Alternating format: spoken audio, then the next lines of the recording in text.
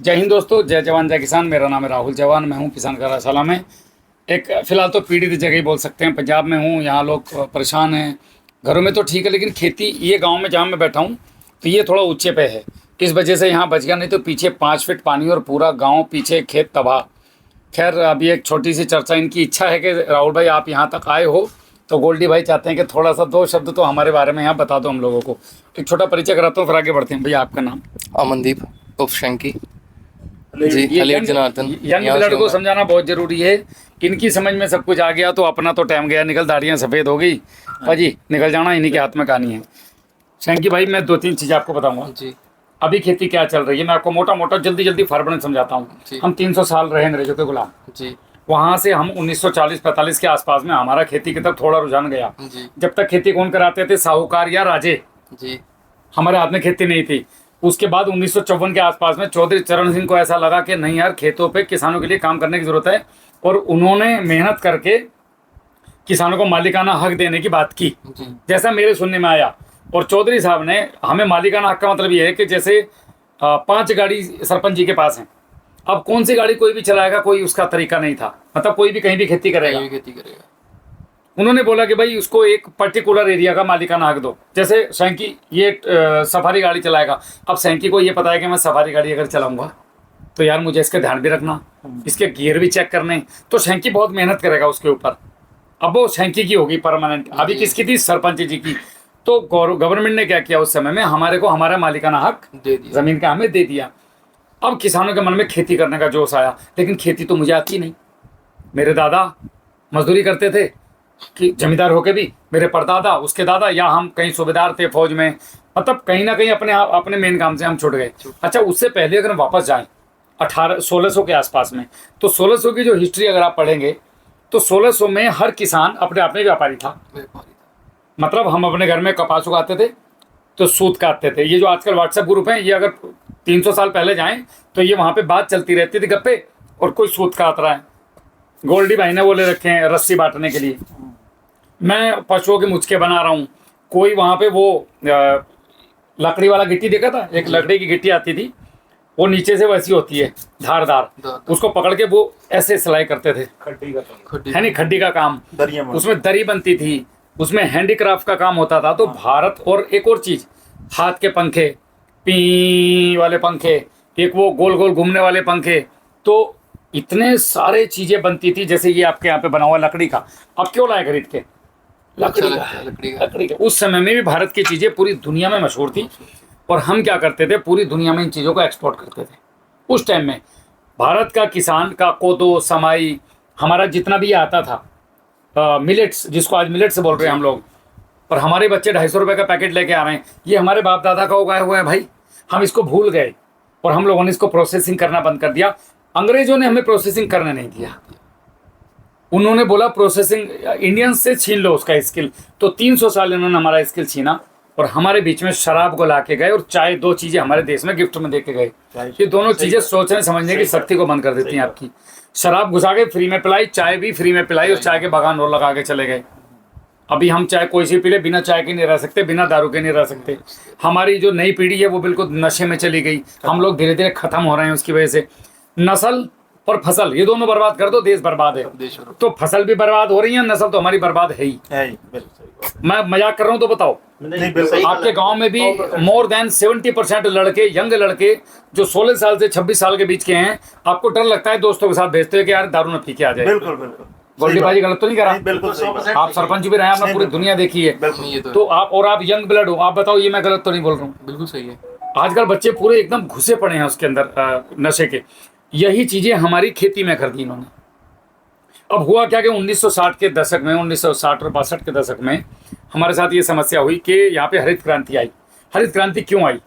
हमारा देश आज़ादी के बाद 2 झटके झेल चुका था युद्ध के। 1947 में एक हुआ, और हुआ तो उससे पहले भी था, बाढ़। और एक बाद में भी हुआ है। 72 फिर 62 हुआ, 72 हुआ, वो तो बाद के हुए।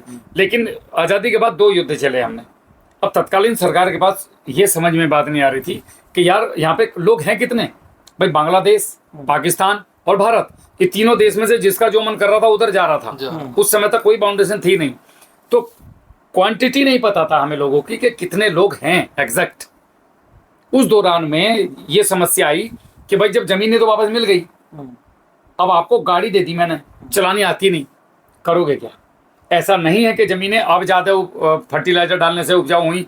आधे लोग क्या मिसाल देते हैं कि साहब वो अगर भारत इतना ही कृषि प्रधान देश था तो भारत ने उस समय खेती क्यों ना करी, हरित क्रांति क्यों लाया? अगर ज़मीन में ताकत थी तो। अगर जैविक खेती हुआ करती तो 1962 में क्यों नहीं करी? क्यों फर्टिलाइजर लाए? तो मैं उसका जवाब देता हूँ आपको, क्यों लेके आए। उस समय में खेती नहीं करनी आती थी किसी को। आप बताओ ना, जो 300 साल गुलाम रहा उसको क्या खेती करनी आएगी? नहीं, बिल्कुल। तो जब वो खेती हो ही नहीं रही है, आप उगा ही नहीं पा रहे हो। दूसरी बात, हमारे पास बीज नहीं थे। 300 साल में अंग्रेज हमारे बीज को उन्होंने सब नालंदा यूनिवर्सिटी जला दी, वो हमें तबीयत से तहस नहस करके गए थे। फिर हमें अमेरिका के सामने भीख मांगनी पड़ी, उनके साथ समझौता करना पड़ा, सिक्को काटता और हमने उनसे अन्न लिया, वो अन्न भी सड़ा हुआ दिया।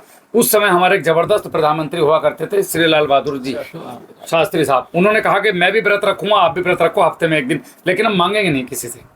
फिर उस समय में अमेरिका ने फिर वही शर्त रखी कि बीज मेरा जाएगा तो फर्टिलाइजर भी मैं दूंगा, और ये कोई नुकसान नहीं देगा, आप टेंशन मत लो। इससे बदमाश कोई नहीं है। ये इसने हमें फिर फंसा दिया ट्रैप में, और इसने बोला कि 1 किलो यूरिया और 1 किलो सिंगल सुपर फास्फेट, उस जमाने में सुपर फास्फेट से शुरुआत हुई थी, जितनी टूटी फूटी मुझे नॉलेज है। नहीं ऐसे। और वो 1-1 किलो से 1-1 किले में खेती होती थी, एकड़ में। कारण हमारी जमीन का बायोमास कार्बन 2.5 से 5.5 तक था भारत की। अब हुआ क्या कि हम लोगों ने रासायनिक फर्टिलाइजर जब डाला तो फसल बूम, गरीबी दूर। भाई बाकी चीज आराम कराम ये सब बाद में, पहले मेरे बच्चे, जिसके बच्चे भूखे मर रहे हैं उसको सबसे पहले क्या लगेगा? मेरे बच्चे बचे जाएं। तो जब वो रासायनिक फर्टिलाइजर गया और ये रासायनिक जैसे कीड़े आए, तो वैसे तो हम कभी खट्टी छाछ डाल रहे हैं, कभी कुछ, उस समय बताने वाले भी तो नहीं थे। तो उसमें और इसमें तो बड़ा अंतर था, लेकिन ये नहीं बताया कि बेटा इसके रेजिड्यू तुम्हें मारेंगे आगे चल के। अमेरिका का जो मेडिकल एक्सपेंसेस है वो $5 ट्रिलियन का है। $5 ट्रिलियन अमेरिका अंग्रेजी दवाई में खर्च करता है, इलाज में। हर अमेरिकी बीमार है, 100 में से 90 अमेरिकी, 95 अमेरिकी बीमार हैं। ऐसा कोई अमेरिकी नहीं है जो गोली ना खाता हो, चाहे वो किसी भी चीज़ की खाता हो, चाहे गैस की खा रहा हो। और भारत $1 ट्रिलियन पे आ चुका है। कारण अमेरिका हमसे 50 साल पहले से रासायनिक फर्टिलाइजर और पेस्टिसाइड का यूज करता है, तो इसलिए वो हमसे 5 गुना ज़्यादा है। उसने अपनी तर्ज पे भारत को ले लिया, क्योंकि भारत सबसे बड़ी इकोनॉमी ना बन जाए। अमेरिका ने फंसा दिया, सारी दवाइयों की जड़ अमेरिका है, सारा पैसा विदेश जा रहा है दवाइयों का। तो हमें क्या सिखाया गया? एक तो तुम्हारी पद्धति बेकार है, आयुर्वेद बेकार है, कोई मतलब नहीं है। एलोपैथिक यूनानी दवा का कोई मतलब नहीं होता, ये सब बकवास है, हमारी अंग्रेजी दवाई ठीक है नहीं। और दूसरा सिखाया गया कि तुम्हारी कृषि पद्धतियाँ बेकार थी, इनमें कुछ नहीं रखा, हम जो बोले वो ठीक है। कभी दिमाग लगा के सोचना कि जो ज़मीन बैरल लैंड पड़ा है गाँव में, उसमें जो अरंडी का पेड़ खड़ा है वो इतना स्वस्थ कैसे है? और तुम्हारे खेत में गन्ना बीमार क्यों है? क्योंकि तुम उसे ज़बरदस्ती जाके दे रहे हो, नेचर से हट के काम कर रहे हो आप। तो हम लोगों ने उसको पर रिसर्च करी, और हम लोगों ने 3-4 सूत्र निकाले कि साहब इस तरीके से आप खेती करो। और फिर मेरे जैसे भी उस युद्ध में कूद गए किसानों को बचाने की उसमें। तो अमेरिकन हमें ऐसा फांस दिया, आते आते आज हम इस स्थिति में आ गए कि साहब हमारे पास कोई दवाई का रेजिस्टेंट नहीं है, कोई दवाई आपकी काम नहीं कर रही, करती भी है तो एक सीजन काम करती है, अगले सीजन या नहीं काम करती, या तो उसका डोज बढ़ाना पड़ता है बिकॉज ऑफ रेजिस्टेंट पावर, या फिर हमें उसके प्रति कोई दूसरी एक प्रतिरोधक दवाई लानी पड़ती है। जमीनों में कुछ है नहीं हमारी, 0.30 कार्बन है। कहाँ थे? आज भी वर्तमान में 2025 की अगर आप रिपोर्ट देखें तो रसिया एक ऐसी कंट्री है पूरी दुनिया में जिसका बायोमास कार्बन यानी कि ऑर्गेनिक कार्बन 4.5 से लेकर 6.5 है। उनको जरूरत नहीं है फर्टिलाइजर की। सर एक ਗਲਤੀ ਜੀ ਜਦੋਂ ਹੜ ਆ ਰਿਹਾ ਨਹੀਂ ਜੀ ਸਰ ਹੜ ਦੇ ਨਾਲ ਥੱਲੇ ਜੋ ਰਿਬ ਵੀ ਆਉਂਦੀ ਹੈ ਜੀ, ਇੱਕ ਤੇ ਰੇਤ ਹੁੰਦੀ ਨਾ, ਰੇਤ ਜਿੱਥੇ ਆਏਗੀ ਉੱਥੇ ਨੁਕਸਾਨ ਹੋਏਗਾ। ਇੱਕ ਦੂਜਾ ਆਉਂਦਾ ਮੱਲੜ ਜਿਹਾ क्ले, ਉਹਦੇ ਨਾਲ ਬਾਇਓਮਾਸ ਜਿਹੜਾ ਉੱਪਰ ਜਾਂਦਾ ਵਾ, ਉਹ ਤਾਕਤ ਵਾਲੀ ਹੁੰਦੀ है। बिल्कुल हाँ, मैं वही बोल रहा था। जिन खेतों में मैं इनको बता रहा था कि बाढ़ ने नुकसान तो किया फायदा भी रेत का, लेकिन जहाँ पे क्ले आ गई, पंजाब की मिट्टी सुधर जाएगी क्ले से, ਕਿਉਂਕਿ ਉਹ ਪਹਾੜਾਂ ਤੋਂ ਆ ਰਹੀ ਹੈ, ਉੱਥੇ ਫਰਟੀਲਾਈਜ਼ਰ ਨਹੀਂ ਪਿਆ। जो पीसी हुई क्ले है ना। हाँ जी मने इस बार पानी साफ है। नहीं क्ले नहीं क्ले बड़ी है, क्ले आएगी नहीं है अपने इधर बहुत है। इसका पता आपको अगले साल पता चलेगा। वो वर्जिन सॉइल है, हाँ। जो आई है जो वर्जिन सोयल है जो ऊपर से आई है, ये तो ढूंढने से नहीं मिलती। ये जो पहाड़ों की लाखों साल की मिट्टी जिसमें पेस्टिसाइड था ही नहीं, नहीं, ये जो वो 6 इंच की ऊपर की लेयर बनी, ये आई है सर, ये जो 6 इंच के ऊपर की लेयर बनी, हाँ, ये हाँ। पंजाब के लिए वरदान भी साबित होगी, आप याद रखो इस बात पहाड़ों को। में जो खेती करते हैं खाद मैंने देखा नहीं डालते। ऊपर वाला जो करता है ना, वो जो भी करता है वो ठीक ही करता है। वो कहते हैं ना कि रब राखा, वो उसके ऊपर भी कुछ चीजें छोड़नी चाहिए ऊपर वाले के। तो ये जो हुआ है त्रासदी है, नहीं होना चाहिए था एज इंसान होने के नाते, लेकिन उसकी क्या मर्जी है। हो सकता है पंजाब की मिट्टी, इस एरिया की मिट्टी को सुधारने की प्लानिंग हो उसकी। कुछ तो इसका कुछ पाने का रास्ता भी है। जी, तो ये क्ले वाली मिट्टी आप लोगों को बहुत फायदा देने वाली है, इसको लोग ढूंढ के डाल रहे हैं। फिलहाल सर 700-800 ਏਕੜ ਜਿਹੜਾ ਹੈ ਗਾਉਂ ਦੀ ਹਲੇੜ ਗਾਉਂ ਦੀ ਜਿੰਨੀ ਵੀ खेती जी। ਸੀ टोटल बर्बाद हो गई।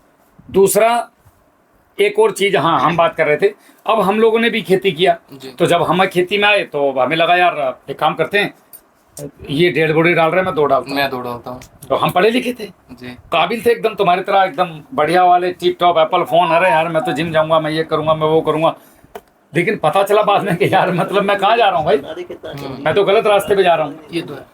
तो हम लोगों ने क्या किया कि ऐसा एक रास्ता, अच्छा हमने जैविक भी किया, हमने प्राकृतिक भी किया, लेकिन हमें रिजल्ट नहीं आए।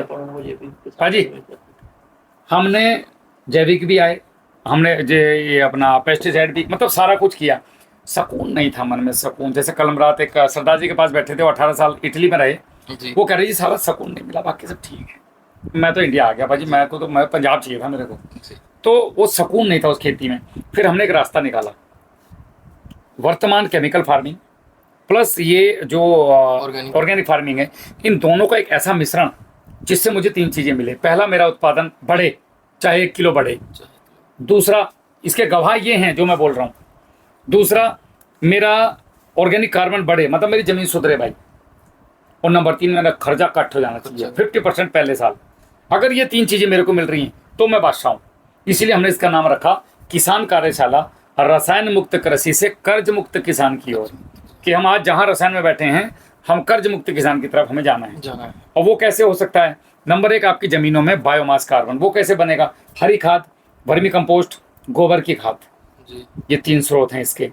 नंबर 4, अब हमारे भारत में भी चलन नहीं है लेकिन जल्दी होने वाला है, ये लकड़ी को बिना आग के 600 डिग्री तक कंप्रेस करके जलाया जाता है, बंद करके, उसको बायोचार बोलते हैं। इसका चारकोल नहीं, बायोचार। लकड़ी को डाल दिया आपने, हाँ। चारों तरफ से गर्म कर दिया उसको 600 डिग्री तक, लेकिन आग नहीं लगी। जो प्रेस वाला कोला होता है ना, हाँ हाँ हाँ हाँ, वो बनता है। बस कच्चा कोयला जिसको बोलते हैं हम लोग, हाँ। उसको पीस करके अगर हम खेत में डालते हैं, ये अद्भुत चीज़ है। लेकिन उसमें भी बड़े गेम है, कौन सा बायोचार किस फसल के लिए जाएगा, ये एक शोध का विषय है। अभी भारत में इस पर शोध नहीं हुई। अगर हमने कुछ उल्टा डाल दिया किसी का, तो ये हैवी मेटल्स को सक करता है ज़मीन में से। तो कई बार ऐसा भी होता है कि हमने कुछ यूरिया डीपी पट्टी खाद बना के डाला, वो उसमें भाई साहब फास्फोरस लेके बैठ गए, जड़ को मिला ही नहीं। तो ये इस पर हम लोग काम कर रहे हैं, बहुत जल्दी इसको उजागर करेंगे। तो पहला माइक्रोराइजा, बायोमास माइक्रोराइजा, बैलेंस पानी, जी जितनी ज़रूरत है मैं उतना ही पानी दूंगा। नंबर 3, जो भी दूंगा पका के दूंगा। जैसे मैं गोबर खाद डाल रहा हूँ, तो 1250 नंबर की तरह मैंने बताया हुआ कि हाउ टू डिकम्पोज कम्प्लीटली, तो मैं पका के दूंगा। जी दूसरा, अगर मैं रासायनिक खाद भी दे रहा हूँ तो भट्टी खाद बना के दूंगा। अगर मैं 50 किलो डीएपी डालता हूँ तो मैं 15 किलो डीएपी लूंगा या 25 किलो डीएपी लूंगा, और गुणा 3 गोबर की खाद में मिलाऊंगा। 10 दिन रखूंगा। सरों की खली मेरे पास है तो मैं डाल दूंगा 5 किलो 1 एकड़ के लिए। फिर मिला के मैं इसको 10 दिन बाद खेत में फेंकूंगा, तो इसमें रेजिड्यू नहीं जाएगा। जो 80% फिक्सेशन था वो टूट गया। और ये जो डीएपी है, ये 25 गुणा 3 यानी कि 75 किलो हो गई। अब डाली 25, निकली 75। दूसरा, अगर मैं डायरेक्ट दाना डालता हूँ तो 25 दिन के बाद एक्सेप्ट करेगी जमीन फास्फोरस को, जी क्योंकि बॉन्डिंग ही इतने दिन टूटने में लगेंगे, और इसमें 6 घंटे में टूटता है। ये जल्दी फेंक तो खर्चा कट हुआ, डीएपी भी मैंने तुम्हारी नहीं रोकी। बिल्कुल रिजल्ट है, बहुत बढ़िया। बिल्कुल, और ये सब लोग कर रहे हैं इस काम को। नंबर 3 इस पे आता है माइक्रोराइजा। जब भी गन्ना हो, कोई भी फसल हो, माइक्रोराइजा से ट्रीट करके बहुत मस्त रिजल्ट है। माइक्रोराइजा घर पे भी बनता है, माइक्रोराइजा कंपनियां भी दे रही हैं। किसान कार्यशाला भी इसको 560 रुपये में घर पहुँचाती है। इसके साथ में फिर आते हैं हार्मोन्स। अब आप या तो घर पे बना लीजिएगा, 1, 3, 10 ये रेशियो है। 1 हिस्सा गुड़, 3 हिस्से मटेरियल, 10 हिस्से पानी। जैसे आंवला का लें तो 1 किलो गुड़, 3 किलो आंवला, 10 लीटर पानी, इसको मिला के 3 महीने रख दो। 1 ml पर लीटर स्प्रे में ले लो, 3 बार एक फसल में, देखो किस तरीके से जाइम आते हैं आपकी फसल में। ऐसे ऐसे 8-10 ड्रम बनते हैं, जो हम लोगों ने 1242 नंबर की वीडियो में बताया हुआ है। मैं सारे बना के अगर नहीं बना सकते तो आप वो पैकेट में दे रहे हैं, केला गुरु थे, गन्ना गुरु के नाम से, जो इन्होंने लगाया है। हाँ, या तो वो कर लो या ये कर लो। तो ये एक मोटा मोटा सा सूत्र है खेती का, अगर किसान ने ये पकड़ा तो बूम हो रहा है और हर साल आपकी डोज कट कट कट 3 साल में फ्री केवल। और हाँ, एक चीज तो कॉन्सेप्ट रह गया बेन, मित्र फंगस और मित्र जीवाणु खेत में है ही नहीं। आपने यूरिया डाला, डीएपी डाला, डीएपी कैसे लगता है? फास्फेट आयन में डीएपी को कन्वर्ट कौन करता है? बैक्टीरिया। कन्वर्ट करके पौधे को देने का काम उसका है, अब वो है ही नहीं। आप हमारे लिए लाए ना जी, अगर ये बंदा ही नहीं होता पिलाने वाला और तुम मेरे साथ कैमरे के सामने बैठे हो तो कैसे आती? ये तो है। वो उधर बहन जी के पास रखा रहता रसोई में, वो कहती मेहमान चले गए, बोला हाँ ये तो मंगाई थी, देने वाला नहीं था। देने वाला। तो जमीन में तुम डाल बहुत कुछ रहे हो, पर खाने वाला का देने वाला बहुत कुछ लाते हो गुरदासपुर से, मखेरिया से जा जाके, ये तो है। लेकिन अंदर जो बैठा है वो भाग गया, वाक्य। उनको ले आओ वापस।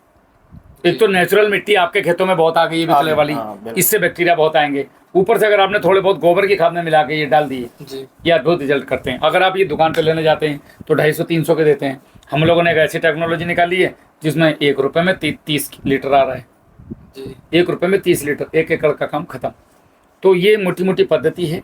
अगर हम किसान, पंजाब का किसान इस चीज़ को पकड़ता है तो मैं गारंटी ले सकता हूँ कि 3 साल में पंजाब को रसायन मुक्त कर दूंगा, अगर उसमें किसान आए। नहीं आए। जिसमें ये 1 और 2 आदमी तो इधर बैठे हैं नहीं प्रेजेंट में जो काम कर रहे हैं। रिजल्ट ने सारे ना लियाना जब रिजल्ट आया ना जी। फिर इन्होंने आप ही आना 25 ऑटोमेटिक। और अभी इनके यहाँ आने का प्लान था मेरा, जी। लेकिन अब ये महाराज पहले बाढ़ आ गई, हम बोले चलो पहले हालचाल पूछ के आए, किसान का रसला तो बाद में लगाएंगे। जी। लेकिन मैं आऊंगा भाजी अभी पक्का गेहूं बिजाई के आसपास में। ठीक है। और किसी का कोई सवाल हो तो आप पूछ सकते हैं, आपके मन में कोई क्वेश्चन। ਸਾਨੂੰ ਯੂਰੀਆ ਨਹੀਂ ਮਿਲੀ, जी ਇੱਕੋ ਵਾਰੀ ਪਈ ਸੀ जी ਤੇ ਇਹਨਾਂ ਨੇ ਮੈਨੂੰ ਥੋੜਾ ਲੈ ਕੇ ਦਿੱਤਾ ਇਹੋ ਚੀਜ਼ਾਂ। जी, ਇਹ ਕੀਤਾ ਵੀ ਉਹ ਸਾਡਾ ਝੋਨਾ ਪਹਿਲਾਂ ਲੋਕਾਂ ਨੂੰ ਨੀਵਾਂ ये ले लो ਉਹਨਾਂ ਨੂੰ ਉੱਪਰ ਹੋ ਗਿਆ, जी। ਤੇ ਉਹ ਉੱਚਾ ਹੋ ਗਿਆ ਜੀ। ਦਾਣ।